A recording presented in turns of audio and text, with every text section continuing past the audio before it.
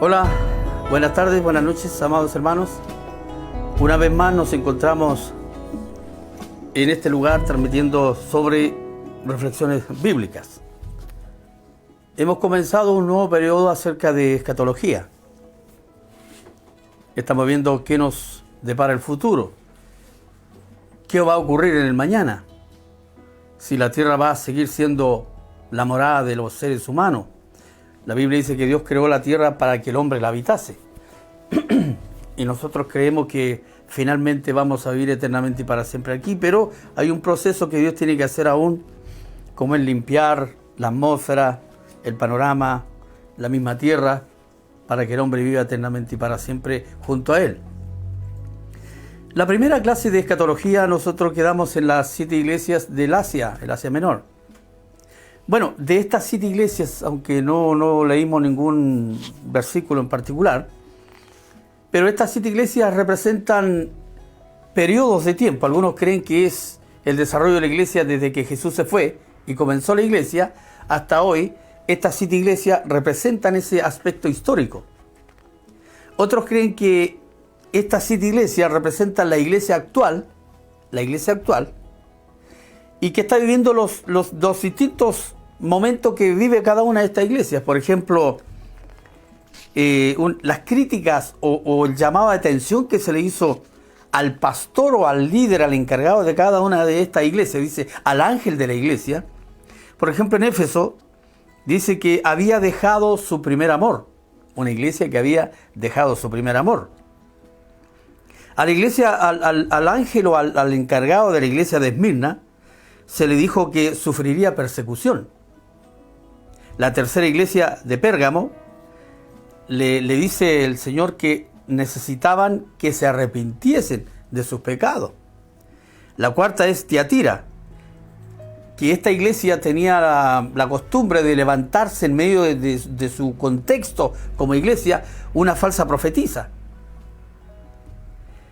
La iglesia de Sardis se había quedado dormida, pero tengo una cosa contra ti, que te has quedado dormida. Luego viene la sexta iglesia, que es la iglesia de Filadelfia, amor fraternal. Es la iglesia que había perseverado pacientemente. Y finalmente el mensaje a la séptima iglesia de la Odisea, que tenía una fe tibia. Dice la Biblia, caliente o frío, pero no tibio, si no te vomitaré de mi boca. Entonces, estos 7 procesos que está viviendo cada una de estas iglesias, es posible que sea lo que está viviendo la iglesia actual. Por ejemplo, nosotros pastoreamos 32 años en forma ininterrumpida, y es posible que en ese periodo hayamos vivido las siete formas que vivió cada una de estas iglesias en ese lapsus de tiempo. En un tiempo fuimos muy espirituales, en otro fuimos un poco tibios, nos quedamos un tiempo dormidos tal vez, fuimos perseverantes, en fin, puede ser. Lo importante es que estas iglesias eran literales, existían. Juan sabía que estas iglesias que existían. De hecho, a Éfeso fue una de las iglesias que Juan pastoreó en su tiempo. Así que, hermano, sobre las 7 iglesias, ese es el panorama en general. Luego, nosotros pasamos a lo que vamos a tratar ahora. Y a propósito, quiero decirle que nosotros queríamos en 3, reflexiones distintas, queríamos terminar esto. Posiblemente a lo mejor nos larguemos un poquito más, porque es muy profundo esto. Aun cuando son reflexiones, no estamos escarbando profundamente, pero de todas maneras el panorama es muy amplio. No vamos a entrar en muchos detalles tampoco, porque si hay una de las cosas que la escatología a veces no gusta, es porque a veces hay personas que comienzan ahí a meter mano y comienzan a sacar ideas que a veces ni siquiera están escritas en la palabra de Dios, como suposiciones personales. Pero esto no es así, es lo que dice la Escritura. Entonces es posible que algunos digan, yo puedo llegar a creer que es esto, y en realidad a lo mejor no es. Y para no caer en eso, hermanos, es que hoy día vamos a comenzar en esta segunda parte, sobre el arrebatamiento de la iglesia.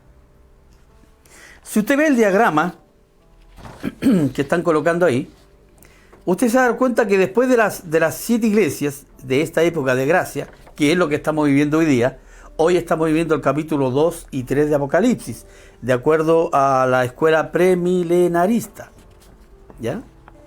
Luego de esto se produce el rapto. Y yo voy a leer algunos versículos bíblicos que algunos incluso los cuestionan.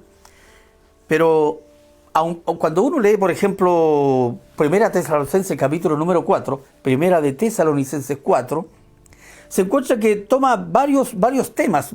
Es multitemático este capítulo que escribe el apóstol Pablo aquí. Sin embargo, del capítulo 13 al 18 dice lo siguiente: tampoco queremos, hermanos, que ignoréis acerca de los que duermen, para que no os entristezcáis como los otros que no tienen esperanza. Porque si creemos que Jesús murió y resucitó, así también traerá Dios con Jesús a los que durmieron con él. Por lo cual os decimos esto en palabra del Señor, que nosotros que vivimos, que habremos quedado hasta la venida del Señor, no precederemos a los que durmieron. Porque el Señor mismo, ojo, mire, el Señor Jesucristo, con voz de mando, con voz de arcángel y con trompeta de Dios, descenderá del cielo, y los muertos en Cristo resucitarán primero. Luego nosotros los que vivimos, los que hayamos quedado, seremos arrebatados. La palabra arrebata viene de sarpos, del griego sarpos, que significa tomar en forma desprevenida. Luego nosotros, los que vivimos, los que hayamos quedado, seremos arrebatados juntamente con ellos en las nubes para recibir al Señor en el aire. Y ahí estaremos siempre con Él. La palabra siempre no está hablando de eternidad, está hablando de un lapsus de tiempo que luego se lo vamos a explicar. Por tanto, alentados los unos a los otros con estas palabras. Así una explicación más o menos general.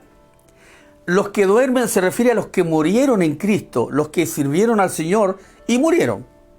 En cualquier parte, sirvieron a Dios, fueron fieles, llegaron a un estado o se enfermaron o tuvieron algo pasó y durmieron. Por lo tanto, hoy duermen en el Señor.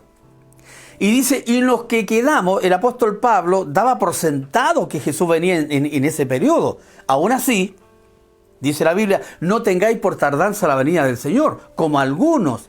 Nosotros no la tenemos por tardanza, queremos que en cualquier momento el Señor Jesucristo viene. Pero dice, nosotros, no precederemos a los que durmieron. Es decir, nosotros no vamos a actuar antes que los que van a ser resucitados. Entonces dice que el Señor Jesús vendrá, va a bajar allí en el espacio y la iglesia será arrebatada, se va al cielo. Usted puede que algunos estén durmiendo, otros trabajando, otros estudiando, otros en un set de grabación, en fin, donde sea. Recuerden que hay distintos horarios en el mundo. Por ejemplo, aquí puede ser noche, en otro lugar es día. Entonces puede que nosotros estemos durmiendo y ellos estén trabajando. Así como sea, si hay cristianos allá y aquí, dice, los que durmieron en el Señor despertarán, o sea, serán resucitados y se van al cielo a encontrarse con Jesús. Luego nosotros, si ahora es el rapto, nosotros que estamos vivos, dice, no seremos antes que ellos.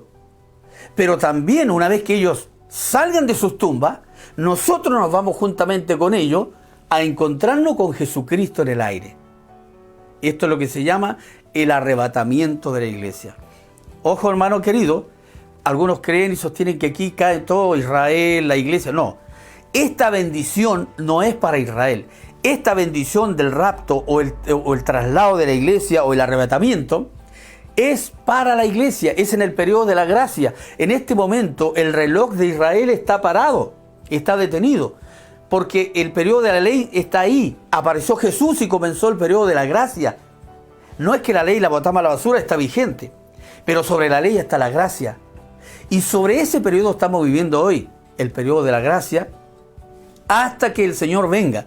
Por lo tanto, este regalo, este premio al esfuerzo tal vez de la iglesia de permanecer sin ser el árbol original, como el caso de Israel, porque nosotros venimos a ser como el Israel espiritual, o como el árbol o la plantita esa que salió ahí en la línea del tren, que nadie la regó pero apareció. Eso somos nosotros como el pueblo de Dios.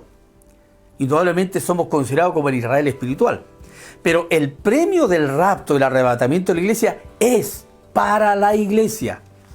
Así que, hermano, dice que los que están durmiendo en el Señor serán despertados y se van al cielo, y nosotros luego de ellos también nos vamos y juntamente nos encontramos con Jesucristo, que nos va a estar esperando allí en las nubes con Él. Dice, y por lo tanto aliéntense unos con otros con estas palabras. La iglesia estaba padeciendo persecución. Y qué mejor de recibir un estímulo de saber que el Señor venía por nosotros y nos iba a llevar. O sea que en plena persecución, en plena incertidumbre, prueba de la iglesia, podía venir el Señor y nos iba a llevar. Y esto es un aliento. Ahora, 1 Corintios 15, 51 al 54 dice, he aquí, os digo un misterio. Cuando se dice un misterio, está diciendo, aquí les digo algo que es fuerte, que no es tan fácil de decir, que a lo mejor puede resultar un poquito no tan entendible de buenas a primera.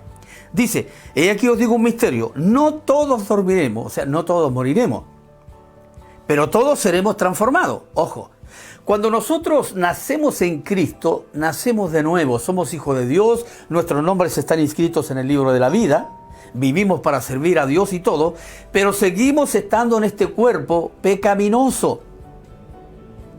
Por lo tanto, todavía, a pesar de que fuimos transformados espiritualmente, pero no enteramente, es decir, esto es lo que se llama la transformación total del individuo, o la salvación completa, si así pudiéramos decirlo o describirlo.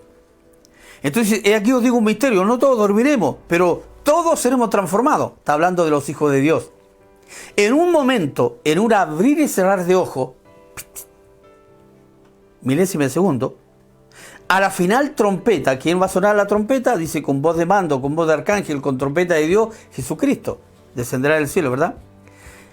Dice, a la final trompeta, porque se tocará la trompeta y los muertos serán resucitados incorruptibles, sin corrupción, con un cuerpo santificado, transformado.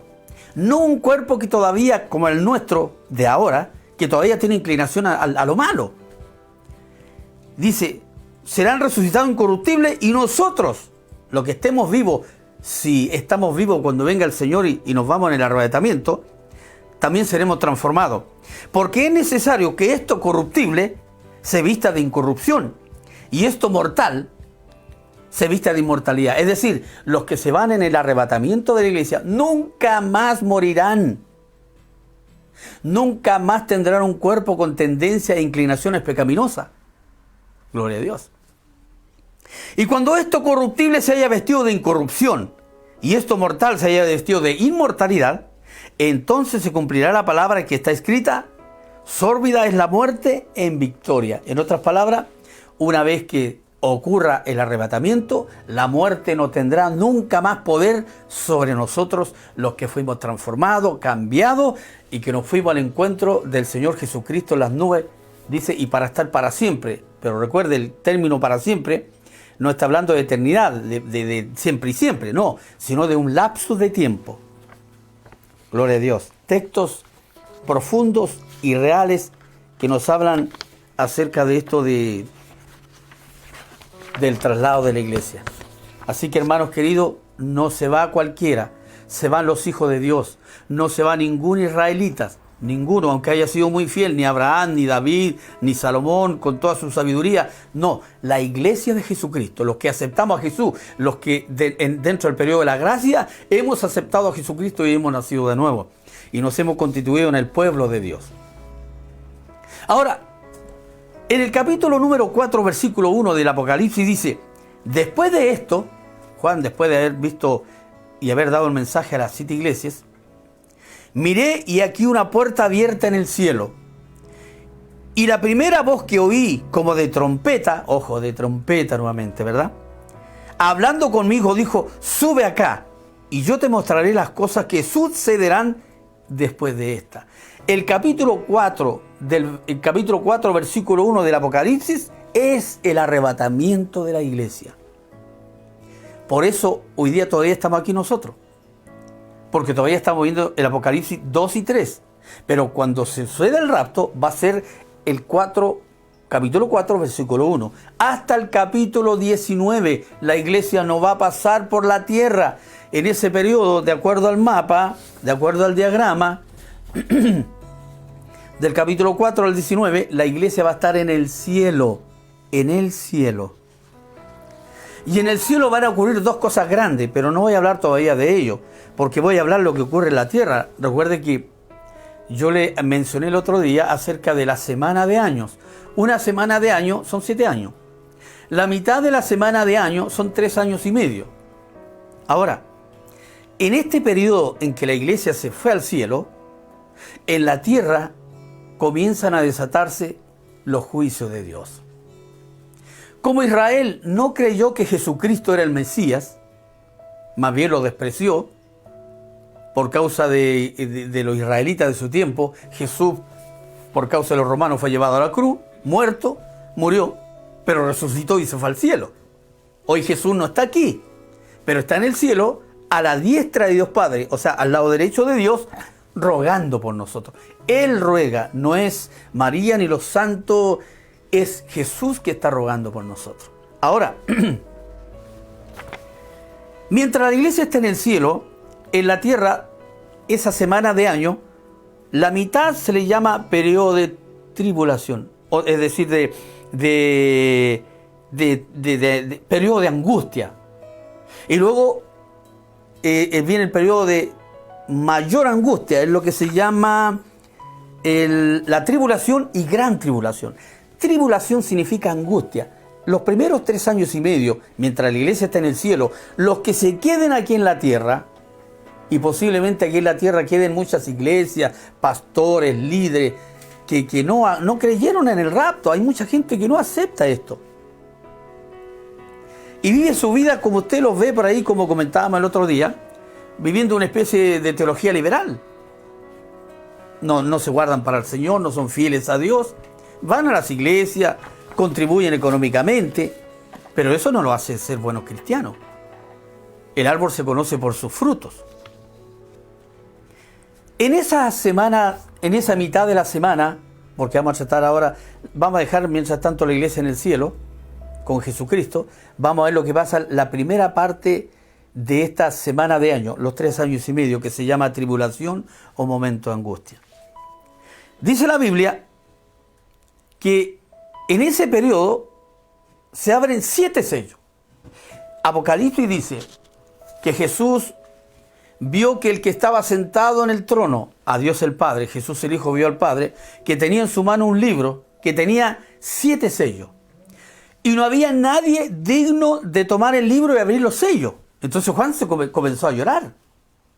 Y mientras lloraba, el ángel que le estaba mostrando todo esto a Juan le dice: no llores, porque aquí el Cordero de Dios, el sin mancha, el vencedor, Él es digno de abrir los sellos. Es decir, el único que pudo abrir los sellos fue Jesús.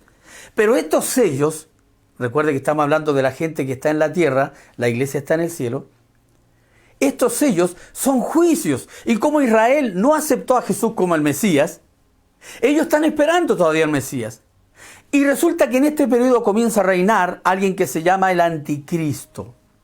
Así como hubo una Trinidad bíblica buena, Padre, Hijo, Espíritu Santo, hay una Trinidad satánica, que es el dragón, el diablo, el padre maligno, el Anticristo, el Hijo, y el falso profeta, que viene a ser el espíritu maligno. Entonces, ¿qué ocurre? Que comienza a aparecer, sale en escena, en este momento, en actividad comienza a funcionar el Anticristo. Israel cree que este Anticristo es el Mesías, y hacen un pacto. Es decir, Israel cree que es el Mesías y lo abraza, estoy hablando en forma simbólica, y acepta todo lo que este ser comienza a hacer. Este ser llamado el Anticristo, uno que hace lo contrario a lo que hizo Cristo, va a aparecer, y es posible que ya exista el espíritu del Anticristo. ¿Por qué? Porque va a aparecer en un momento en que vienen juicios terribles para la tierra. Hoy día hay problemas económicos, sociales, mayormente problemas de salud. Pero esto es principio de dolores. Mire, cuando el Señor comienza a abrir los sellos, dice, cuando abre el primer sello, dice, y miré aquí un caballo blanco, y el que lo montaba tenía un arco, y le fue dada una corona, y salió venciendo para vencer. O sea, se abrió el primer sello, y aparece un jinete con un caballo blanco, que tenía un arco, ojo, no tenía flechas, tenía un arco, se le fue dada una corona, y se le dio el símbolo de venciendo para vencer. ¿Qué significa este? Algunos creen que representa a Jesús, pero no, si usted lee Apocalipsis 19, ese señor montado en el caballo blanco, con ropa blanca y con una mancha de sangre en sus piernas, es distinto a este. Este que sale aquí, del primer sello, es el anticristo. Aquí comienza a funcionar. ¿Por qué? Porque este dice que trae un arco, no trae flecha, para hacer la paz en el mundo, aparente paz, con engaño. Va a proporcionar paz, va a traer, va a arreglar la economía mundial, entre comillas. Va a ser como el Señor de la esperanza.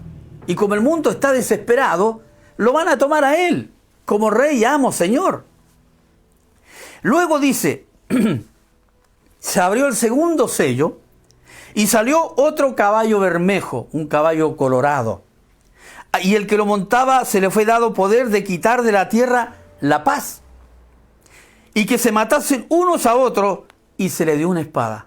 Mire, se abrió el segundo sello, el segundo juicio, y aparece un caballo, un jinete con un caballo rojo que traía una espada, para que esa paz que había dado aparentemente al anticristo la destruyese. Y mandó un espíritu a la gente de la tierra para que se matasen unos a otros. ¿Qué está hablando de esto? Está hablando de conflicto bélico, guerra. Posiblemente la gran tercera guerra mundial de la que todos están esperando. Una guerra escalada grande, potente, que va a ser en toda la humanidad. Ojo, comienzan los juicios sobre la tierra. La iglesia está viviendo allá arriba feliz en la presencia con el Señor Jesucristo. Se abre el tercer sello. Cuando abrió el tercer sello, oí al tercer ser viviente que decía, ven y mira. Y miré, y aquí un caballo negro. Otro jinete con un caballo negro, y el que lo montaba tenía una balanza en la mano. Y oí una voz de en medio de los 4 seres vivientes que decía, 2 libras de trigo por un denario, y 6 libras de cebada por un denario, pero no dañes el aceite ni el vino. ¿A qué se refiere este? Se refiere al gran apretamiento económico mundial. Si hoy día va a haber crisis económica, si hoy día los países están viviendo una tremenda crisis, imagínese lo que viene cuando se abra el tercer sello. Va a ser lo más cruel de la economía mundial en la historia de la humanidad. Dice que la economía, el comercio mundial va a traer un problema muy grave. Dice, tenía la balanza 2 libras de trigo por un denario y 6 libras de cebada por un denario, y no dañes el aceite en el vino, significa que vendrá mucha hambre sobre la tierra. Si hoy día hay hambruna, imagínese lo que viene, mucha hambre, miseria, pobreza, la gente desesperada sin tener que comer. Ya hoy muchos están haciendo alimento con el plástico. No le voy a nombrar el país, a lo mejor usted lo sabe, pero es así. Se abre el cuarto sello, recuerde que son 7 sellos. Cuando abrió el cuarto sello, oí la voz del cuarto ser viviente que decía, ven y mira. Miré, y aquí un caballo amarillo, y el que lo montaba tenía por nombre Muerte. Y el jade le seguía, y le fue dada potestad sobre la 4ª parte de la tierra. 4 cuartos equivale a un entero, es decir, el 25% de la tierra, ojo, dice, y le fue potestad, le fue dado el poder para que sobre la 4ª parte de la tierra, para que se maten a espada, con hambre, con mortandad y con fieras de la tierra. O sea, sale el cuarto jinete con un caballo amarillo, y este jinete se le dio la potestad del poder. Dice que la muerte venía con él, y dice que se le fue dada la potestad o digamos el poderío para destruir una 4ª parte de la tierra, del mundo. La gente comenzará a matarse unos por otros, claro. Si hay un vecino que tiene harta comida y aquí habemos 15 que no tenemos y hay familia, la gente se va a tirar a buscar alimento, y eso se produce muerte, asesinato. porque hay hambre y va a haber mucha mortandad más. Y dice, fieras de la tierra saldrán también, claro, porque si no tienen que comer las fieras, van a ir a la ciudad a comer ¿a quién? A nosotros, los vivos, los que estén ahí. El cuarto jinete entonces simboliza la muerte. La muerte, si hemos visto muerte ahora, no es nada. El desastre que viene a la humanidad sobre la muerte es muy grande, amados hermanos. Por eso tenemos que estar preparados nosotros. Luego, cuando se abrió el quinto sello, vi bajo el altar las almas de los que habían sido muertos, por causa de la palabra de Dios y por el testimonio que tenían, y clamaban a gran voz diciendo, ¿hasta cuándo, Señor, santo y verdadero, no juzgas y vengas nuestra sangre en los que moran en la tierra? Y se les dieron vestiduras blancas y se les dijo que descansasen todavía un poco de tiempo hasta que se completara el número de sus consiervos y sus hermanos, que también habían de ser muertos como ellos. ¿Quiénes son estas almas que están ahí frente al altar? Bueno, algunos sostienen que son los israelitas, que están muertos. Recuerde que la primera resurrección fueron los muertos en Cristo, que se fueron con la iglesia al cielo. Y estos que están aquí, es posible que sean israelitas, pero también es posible que sean cristianos que fueron fieles a Dios, pero después se apartaron del Señor, vino el rapto y no se los llevó el Señor y se quedaron aquí. Pero ellos, para salvarse en este periodo, tienen que dar su vida. Hoy, el que cree es salvo, el que no es condenado. Hoy día, si usted está en las facultades de creer o no, ya es problema suyo. Si usted acepta a Cristo, gloria a Dios. Si no, no. No crea que Dios le va a rogar.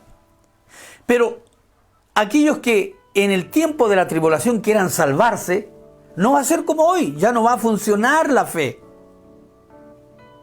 Será por causa de la vida. Es decir, puede que le digan, ¿sabe qué? Si no renuncias a tu fe, te vamos a fusilar.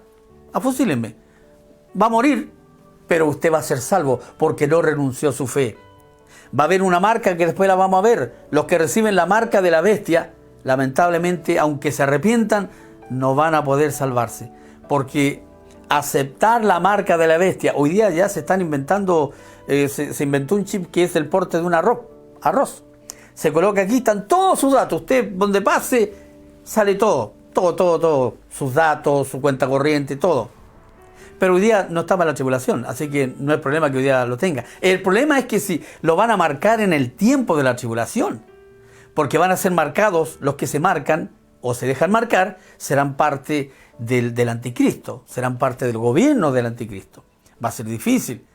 Las familias se van a quedar, un padre que va a ver que su hija la van a matar, el padre ¿qué va a hacer? No va a querer, máteme a mí. Bueno, finalmente para salvarse en ese periodo no va a ser por fe como hoy día el que cree es salvo. En ese tiempo será en base a su vida. Así que ¿quiénes son estos que están ahí en el altar? Seguramente son los israelitas que están diciendo, Señor, ¿y hasta cuándo? Y el Señor le dice, le dieron vestiduras blancas. Si le dan vestiduras blancas era porque eran salvos. Y le dice, espérense un poquito hasta que se reúna el número de los que vamos a salvar en ese periodo. O sea, van a haber salvos en el periodo de la tribulación, sí, pero no va a ser fácil, hermano. No va a ser fácil, porque imagínese lo que viene, los sellos, guerra, hambruna, pestes más de las que hay. Es tremendo. Luego dice el sexto sello. Miré cuando abrió el sexto sello y aquí hubo un gran terremoto. Escuche, hermano, por favor. Y aquí hubo un gran terremoto y el sol se puso negro como tela de silicio. Y la luna se volvió toda como sangre. Y las estrellas del cielo cayeron sobre la tierra, como la higuera deja caer sus higos cuando es sacudida por un fuerte viento. Dice, y el cielo se desvaneció como un pergamino que se enrolla, y todo monte y toda isla se removió de su lugar. Y los reyes de la tierra, y los grandes, los ricos, los capitanes, los poderosos, y todo siervo, y todo libre, se escondieron en las cuevas entre las peñas de los montes, y decían a los montes y a las peñas, caed sobre nosotros y escondernos del rostro de aquel que está sentado sobre el trono y de la ira del Cordero. Porque el gran día de su ira ha llegado. ¿Y quién podrá sostenerse en pie? Hermano, este texto, este sello, el sexto, cuando se termina el juicio del séptimo sello, se comienza a hablar de los otros juicios que vienen, que son las trompetas. Cuando se abra la última trompeta suene, en el séptimo van a comenzar las copas de la ira de Dios. O sea, este principio de dolores. Dice, hubo un terremoto tan grande, hermano, tan grande, que va a destabilizar el sistema terráqueo. Dice, el sol se oscurecerá, se levantará polvo tan fuerte, tan grande por este tan grande terremoto, que puede ser en cualquier parte del mundo, pero que va a afectar al mundo en general, que los que estén de día van a ver el sol oscuro, se va a hacer oscuridad, va a ser como noche, por tanto polvo y tanta cosa que se va a levantar de la tierra. Y los que están de noche, la luna la van a ver como sangre. Estaba leyendo Iván Barshuk sobre el Apocalipsis, ese libro lo estudié en el año 1980 en el Instituto Bíblico, y él dice que es posiblemente van a ver, que hay gente que a lo mejor ya en este momento esté viviendo allí en la luna, y que entre ellos va a haber guerra también. Por eso dice, la luna se vestirá de sangre o se convertirá en sangre. Es posible. Nosotros no sabemos lo que hacen las potencias, pero hay mucha gente que está enviando cosas a la luna. Así que, hermano, usted sabe que esto se llama guerra de poder. El más grande quiere oprimir al más pequeño y mandar, gobernar.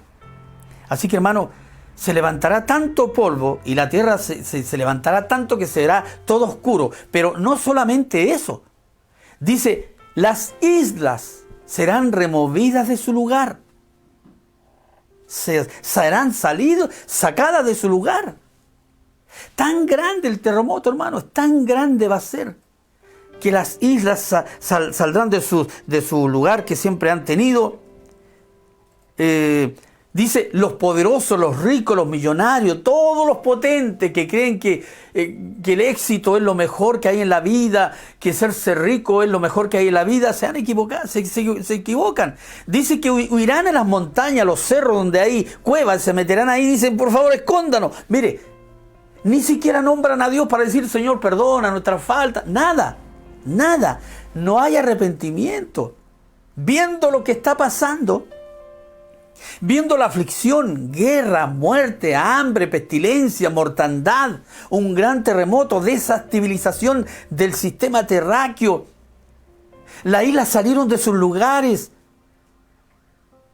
Hermano, aún así en estos juicios la gente huye, no se arrepiente de sus pecados porque no nombran a Dios. Pero sí dicen, cúbranos de aquel que está allí sentado a la diestra de Dios Padre, porque es la ira de Dios. Claro, si estos juicios es la ira de Dios, ¿por qué Dios está enojado? Por causa del pecado, de la desobediencia. Porque cada uno hace lo que quiere, se han olvidado de Dios. Hoy día hay muchas iglesias que no creen ni siquiera no solo en el arrebatamiento de la iglesia, sino tampoco creen en la segunda venida de Jesús. Y estoy hablando de pastores.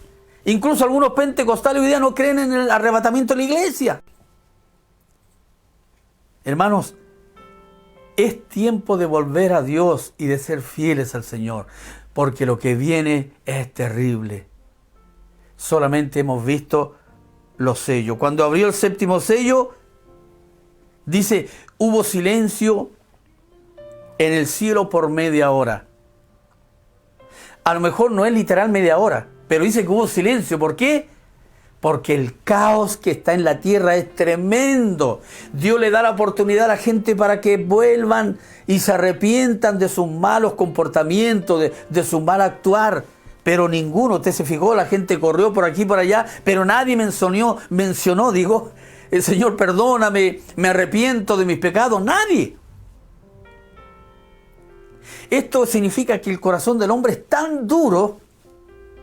El hombre está tan dañado en su naturaleza que ni siquiera va a escarmentar, ni siquiera va a darse cuenta de que están mal y que necesitan a Dios. Un hombre sin Dios que haya pasado por esta tierra, su caminar fue en vano. Puede que en la tumba diga un epitafio maravilloso, pero en la realidad, ¿de qué le sirvió? Servir a Dios es una honra, es una bendición.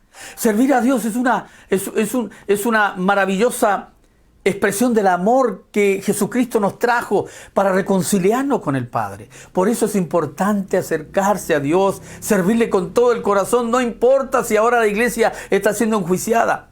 Se ha preguntado por qué muchos hermanos de la iglesia dicen, ¿por qué, Señor, paso enfermo? ¿Por qué tanta pobreza? ¿Por qué, Señor, el caballero de la esquina ni te conoce y tiene 5 carros, buena cuenta bancaria, viaja por el mundo?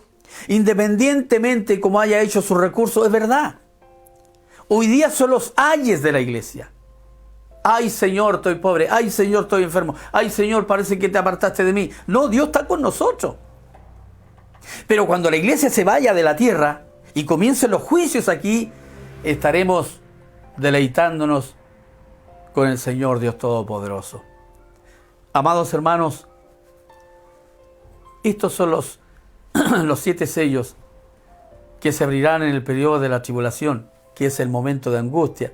Todavía falta el momento de gran angustia, donde se tocarán las 7 trompetas y se vaciarán las 7 copas, que todavía son juicios sobre la tierra. ¿Qué debo hacer para ser salvo? Venga Jesucristo. Pídale perdón. Dios lo va a recibir tal como es. Dios vino por todos nosotros, éramos viles pecadores. A uno nos sacó de la basura, perdóneme. A uno nos sacó de la cantina, a uno nos sacó de la cárcel, a alguno de la prostitución, de la homosexualidad, del lesbianismo, de la droga. Como sea, si usted viene a Jesucristo y le pide perdón, el Señor lo va a perdonar, porque su amor es grande, inmenso, maravilloso. Antes de concluir esta reflexión, quisiéramos decirle que algunos tienen algunas consultas al respecto, no solo en escatología, sino en los temas que hemos visto también. Y si es así el caso suyo, le invitamos que ponga su pregunta o que nos escriba al correo que ya se lo vaya a dar, donde exponga usted sus preguntas y al comenzar los próximos temas, próximas reflexiones, responderemos a estas preguntas con la ayuda del Señor y continuaremos con el tema. Es fuerte lo que viene, muy fuerte. El correo es administración@sesumi.cl, administración@sesumi.cl. Ahí a ese correo usted envíe sus preguntas, sus inquietudes, y nosotros con la ayuda del Señor responderemos y continuaremos con esto. Un placer a todos ustedes que nos oyen, nos escuchan. Y por supuesto que esto continúa el tema. Recuerde que esta es la segunda clase, a lo mejor vamos a tener 4 o 5 clases y que pensábamos terminar en 3. Pero queremos más o menos, si usted se fija, no estamos ahondando mucho, pero estamos viendo la parte superficial que no deja de ser fuerte. Así que hermano, que Dios les bendiga, que tengan un hermoso fin de semana, que Dios los acompañe siempre y sepan que vale la pena servir a Dios. Vale la pena servir a Dios, independientemente de todo lo que usted puede estar padeciendo. Así que hay personas que también a lo mejor nos pueden pedir oración al respecto. Nosotros estamos dispuestos a orar por ustedes, cualquiera sea su petición, porque entendemos que no es fácil así llegar y morir para el mundo y nacer para Cristo. No es un proceso, no es que hay que ir a un psiquiatra, un psicólogo, no, eso es mentira del diablo. Hay que venir a Jesucristo. ¿Y cómo? En su domicilio, en su baño, en su habitación, usted a solas con Dios, dígale de corazón: Señor, yo soy un pecador, estoy mal, estoy asqueado del estilo de vida que llevo y quiero cambiar, quiero, como dice el caballero ahí del video, que usted me escucha y yo quiero que usted me perdone y me arrepiento de todo y hágame nacer de nuevo. Y usted tiene que creer que Dios lo escuchó simplemente, aunque no escuche ni un ruido ni nada. No se preocupe, nosotros caminamos por fe, no por vista. No es por ver, escuchar, no, es por fe. Fe es creer con la mente y el corazón. Finalmente vamos a orar para que Dios les bendiga y les vaya bien. Y reflexione, hermano, es fuerte lo que viene. Padre, muchas gracias en el nombre de Jesús. por habernos dado una vez más esta hermosa oportunidad de reflexionar en su palabra, que es fiel y verdadera. Bendíganos, Señor, no porque lo merezcamos, sino porque su misericordia es para siempre. Su amor es eterno. Tanto nos ama, Señor, que aún no ha venido Jesucristo, porque aún hay personas, Señor, que se separaron de usted, o hay personas que aún no han venido a este encuentro, a este llamado, y usted todavía le está dando la oportunidad. Ayúdanos a nosotros a mantenernos fiel. No es fácil, Dios mío, hay un mundo que nos quiere destruir, un enemigo que nos quiere destruir, un mundo que nos quiere absorber, y nuestra naturaleza, Señor, que después va a ser transformada, pero que hoy aún tiene inclinación a lo malo. Gracias, buen Dios. Reciba todo honor, honra y gloria, nuestro respeto, nuestra admiración, porque usted es el Señor, Dios Todopoderoso. Gracias, Padre, su bendición en el nombre de Jesús. Amén y amén. El Señor, buen Dios, les bendiga.